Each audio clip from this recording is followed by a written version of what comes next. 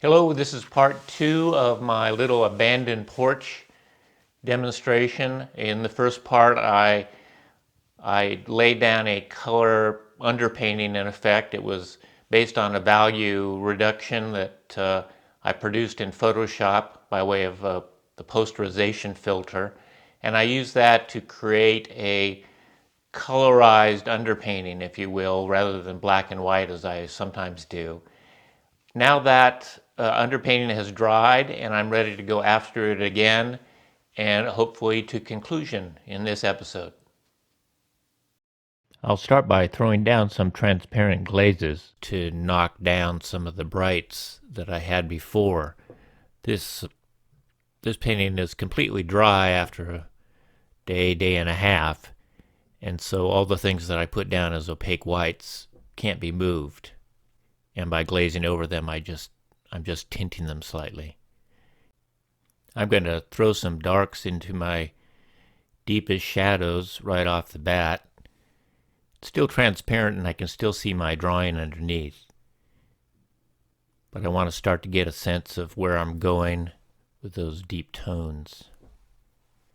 And I'll also be coming back with glazes to try to enrich some of those middle values, give them a little more color. If you've watched the first episode, you know that I think of that first session as kind of a rehearsal for this one. You know, it would be possible to go directly to this, but I feel that working up to it gives me a little more sense of control, so that by this time I know exactly what goes where and have had time to think through how I want to handle it.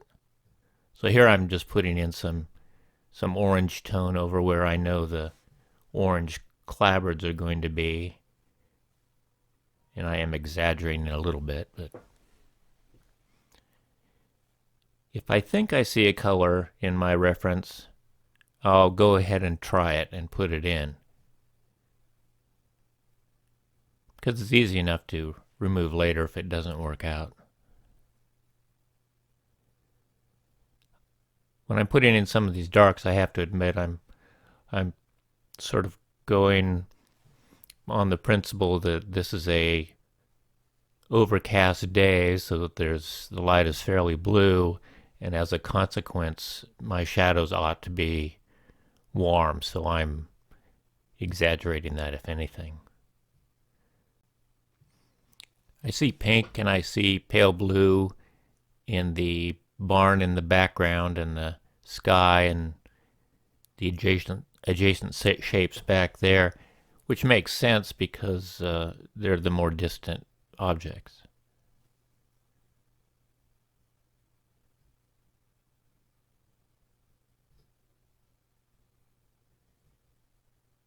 All the time I'm putting in some of these cool colors where I see them.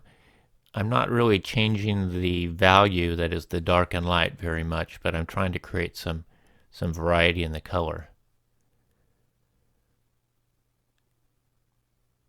And after a while I'll go back and put in some darker darks selectively, perhaps based on what I can see in a black and white version of my reference photo.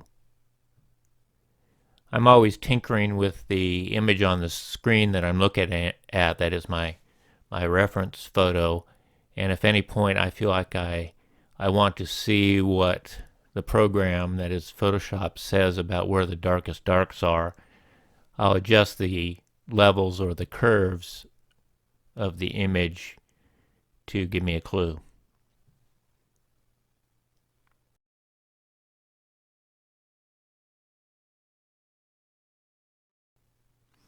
I think there is always a tendency to make small shapes more extreme in value than they really ought to be, and I try to stay on guard for that. That is, there's a tendency to make these little dark shapes darker than they really ought to be. And when we get to the light shapes, there will be a tendency to make them more intensely light than they really are. So I'm trying to stay still within the middle ranges of values and not put down any pure darks or pure whites. Because it's easy enough to put in at the end, but if you put them in too early, it distorts your whole value system, and it becomes hard to judge one thing to another. And I'm looking at my reference through all of this, paying attention to hue, that is color, but more importantly, paying attention to the relative values of adjacent shapes.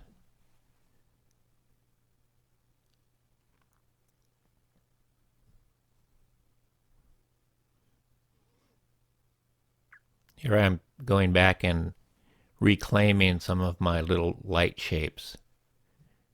And it's amazing how a little light shape just floating in the middle of some dark shapes can suddenly make a little detail pop that provides the brain with all sorts of information about what object is there or might be there.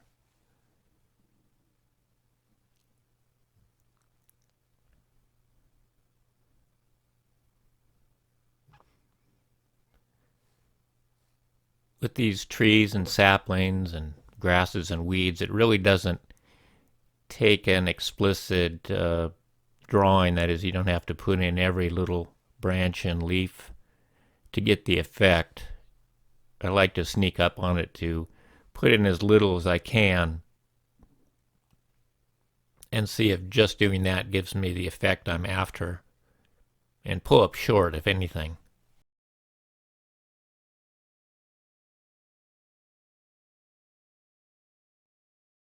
Here I'm noticing that the sapling trunk, as it gets towards the ground, is actually quite light compared to the underside of the porch.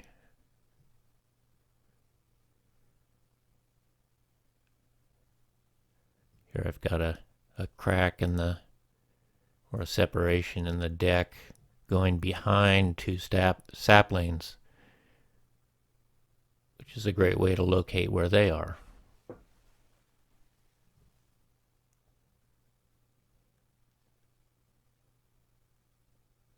Now I'm putting in some slightly darker tree trunks in the background just to give an idea of what's going on back there. And a lot of the rest of this is making fairly small adjustments based on my reference. And it's those slight transitions that'll give the end result some subtlety, if it's going to have any. Here I've kind of decided to go for it and lightening up these clapboards. Once again, I don't delineate every single clapboard. I'm just giving a sense of them being there without going into detail. And it would be so easy to make these little light spots too white, which would be a mistake, considering that however light they may seem to be in their local area, they can't possibly be as bright as the sky. And you'll see in a minute when I go for the sky that'll really be the time to ramp up those light shapes.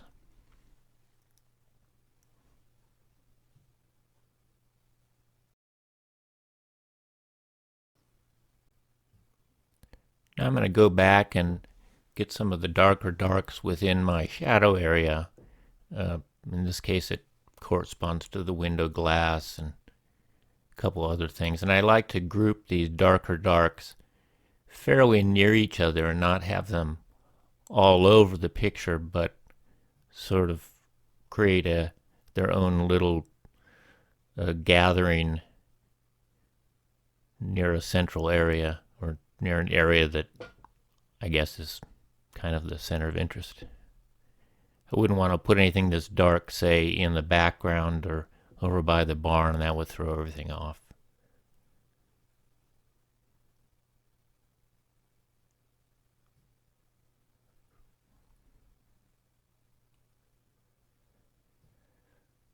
Now anything that was going terribly wrong, I could wipe off with my rag and try again, because the underpainting is still under there and still dry. I can see it when I'm up close. But if I were to go far wrong with any of this overpainting, it would just be a matter of wiping it off and giving it another shot. Finally here I'm putting in some green, which I usually save for last so I can better judge how intense to make it.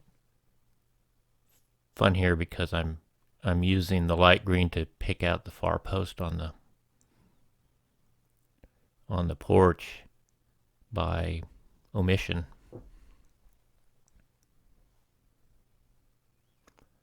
Remember, I put in some warm colors to represent earth here out in the yard.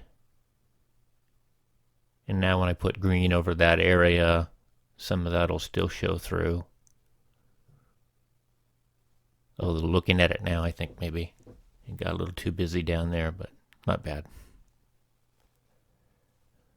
Now the clapboard above the porch is actually the same material that is underneath the porch, but on that false front upper level, it's getting a lot of the blue light from the sky, so it ends up being quite a bit different.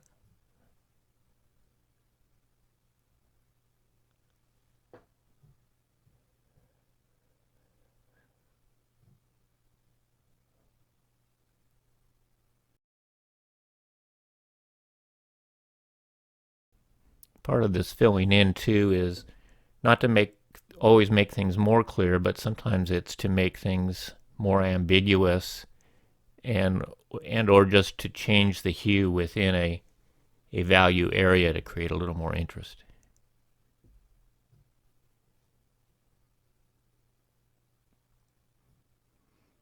I look for excuses to have colors bleed into adjacent shapes, so that when I was putting in some blues and violets in the background there, I was trying to find a way to get some of that into the clapboards, even if I couldn't strictly see it, but just so that they would share something. Now here come the real brights, because it's obvious from my photo reference, and it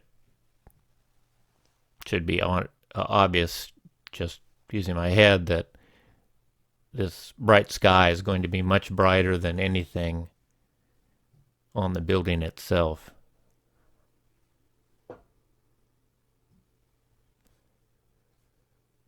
It would be easy to get carried away with the sky, but I want to keep the attention down near the horizon, where it's serving the function of delineating the barn and the distant tree.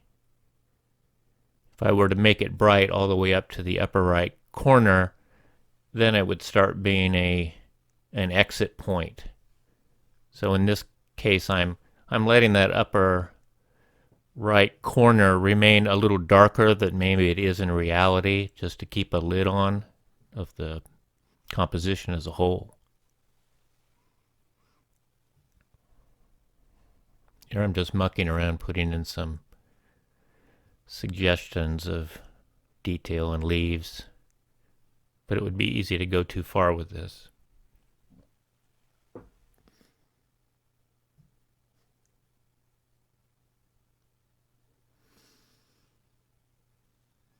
So that's about it. We're wrapping it up now, I think. And I'm pretty happy with the way this has turned out. Just meant as a little study. I think the total elapsed time here was, for both sessions, couldn't be more than 3.5, 4 hours. And I'm happy with that. I didn't mean for it to be a highly detailed or fussy piece.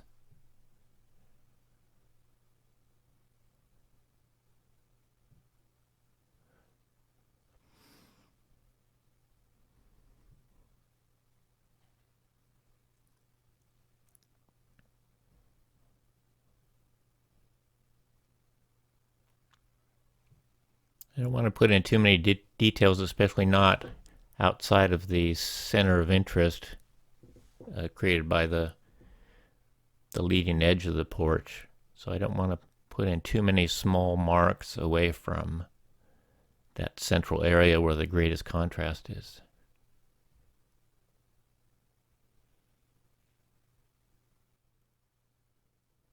So that's about it. Of course, it's a piece of linen taped to a board, but I'll decide what size the actual panel will be later on.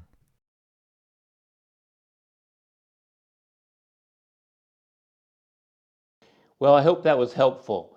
If you got something out of this video, maybe you'll take a moment to give it a like or leave a comment, and hopefully maybe subscribe to the channel. See you next time.